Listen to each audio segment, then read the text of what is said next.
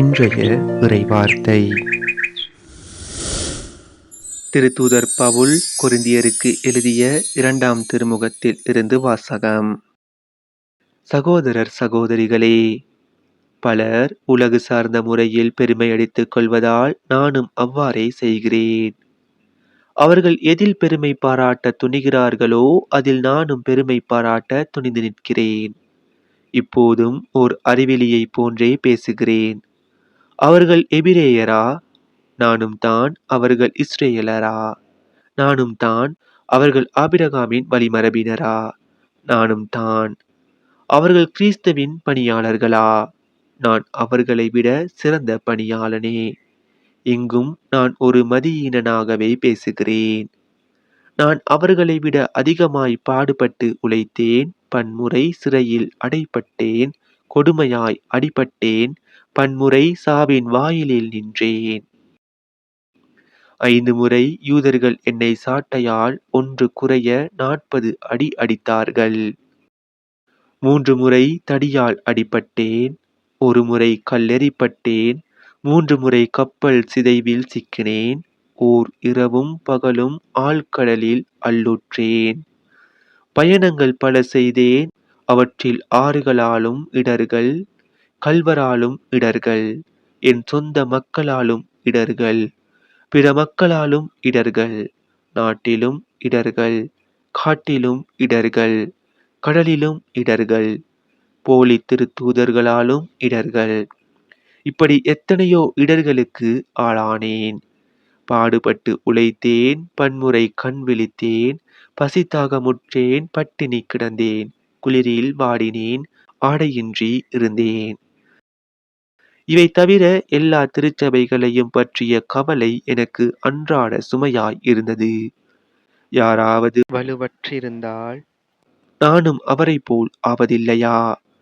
யாராவது பாவத்தில் விழ நேர்ந்தால் என் உள்ளம் கொதிப்பதில்லையா? நான் பெருமை பாராட்ட வேண்டுமென்றால் என் வலுவின்மையை பற்றியே தான் நான் பெருமை பாராட்ட வேண்டும். இது ஆண்டவர் வழங்கும் அருள்வாக்கு.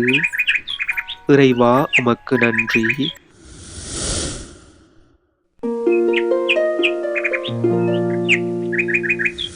இன்றைய தினத்துக்கு உரிய நற்செய்தி வாசகம். மத்தேயு எழுதிய தூய நற்செய்தியில் இருந்து. அக்காலத்தில் இயேசு தம் சீடரை நோக்கி கூறியது: மண்ணுலகில் உங்களுக்கென செல்வத்தை சேமித்து வைக்க வேண்டாம்.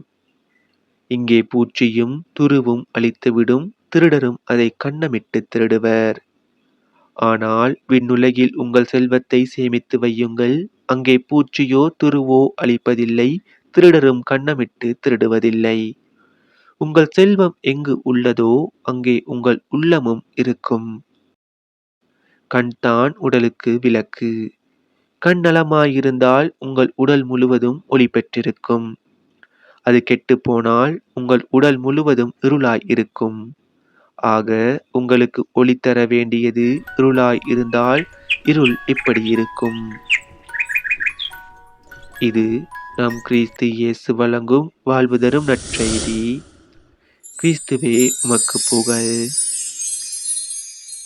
இன்றைய தினத்துக்கு உரிய சிந்தனை துளிகள்.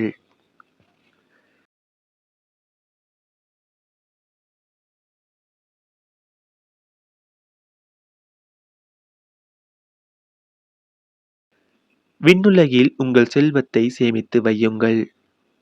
செல்வத்துள் செல்வம், செல்வி செல்வம், அச்செல்வம் செல்வத்துள் எல்லாம் தலை எனும் வள்ளுவரின் கூற்றுக்கு ஏற்ப கிறிஸ்தவர்களாகிய நமது செல்வம் கிறிஸ்துவை பற்றி அறிந்து கொள்வதே. இந்த செல்வத்தை எந்த திருடனாலும் திருடிவிட முடியாது, எந்த பூச்சியாலும் அழித்துவிட முடியாது. எனவே தேவைக்கு அதிகமாகவோ அளவுக்கு அதிகமாகவோ பொருட்களை சேமிப்பதை விட விண்ணுலக செல்வமாகிய இயேசுவை நமதாக்கிக் கொள்வோம். இன்று இயேசுவை பற்றி நான் புதிதாக என்ன கற்றுக்கொள்ளப் போகிறேன்? சிந்திப்போம்.